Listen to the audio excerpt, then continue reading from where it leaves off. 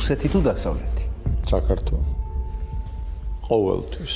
1000-ჯერ რომ მკითხოთ, იგივეს კი პასუხებთ. ძალიან რეალისტურია. აბსოლუტურად, იმიტომ რომ არავისი კურსი რო არ ქონდეს და მარტო ქართული. არა, ყოველთვის უნდა კოჭი უგოროთ, ყველას, ყველა დიდ ძალას, ვინ ჩვენ გარშემო არის. ეს არის ოდითგანვე ჩვენი სიბრძნე.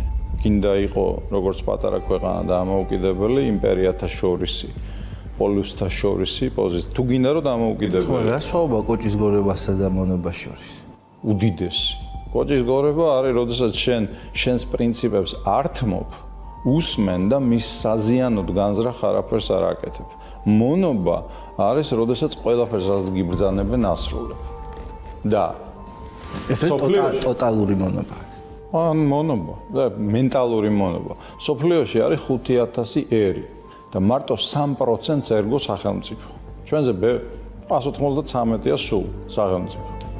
და ჩვენზე ბევრად დიდი ერებია რაოდენობით, სიმძლავრით. ბერბერები, კატალონიელები, ქურთები, რომელსაც არც დასიზმრებიათ საკუთარი სახელმწიფო.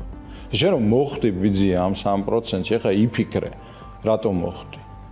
იმისთვის რომ მონა იყო ვიღაცის, მაშინ გაგეგრძელებია ის მონობა. ამიტომ არც ერთ შემთხვევაში, ახლა თქვენ მართალი მე არ მოვხდი, მე ვარსებობ საუკუნეებია. იმპერიულ ძალებს კი არა ვამართლებ, მაგრამ იმპერიული ძალებია ანგლო-საქსონური იმპერიაც, რუსულიც, ოსმალურიც და სპარსულიც აგერ. და შენ ხარ მათ შორისი სუბიექტი, რომელსაც ახლა სუბიექტურობაც კი არ გაგაჩნია. და თუ გნებავთ, ნოე მე ვარ სუვერენისტი, პირწავარდნილი.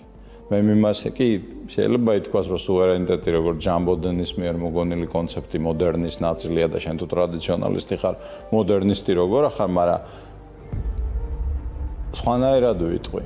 ბაბილონის გოდოლის დანგრევის მერე ერებად დაყოფა ღმერთის ნება იყო. ამიტომ მე ვარ მომხრე, რომ ჩვენ გქონდეს ჩვენი სუვერენიტეტი და დარწმუნებული ვარ, რომ ჩვენისთანა სიღრმის ისტორიის ერს სხვანაირად არ შეუძლია.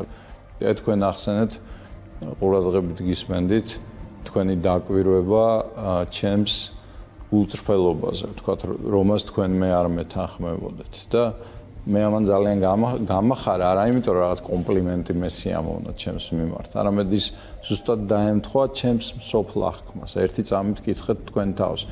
აი რა მინდა მე პოლიტიკაში, როაშვილის მამას, რომლის ყველა ოჯახის წევრი, რომელიც ამდენი წელი აი ამ სადარაჯოზე ჩვენი ტრადიციებისა, რომლისთვისაც მე სუნთქვაც კი არ შემიძლია, არათუ ცხოვრ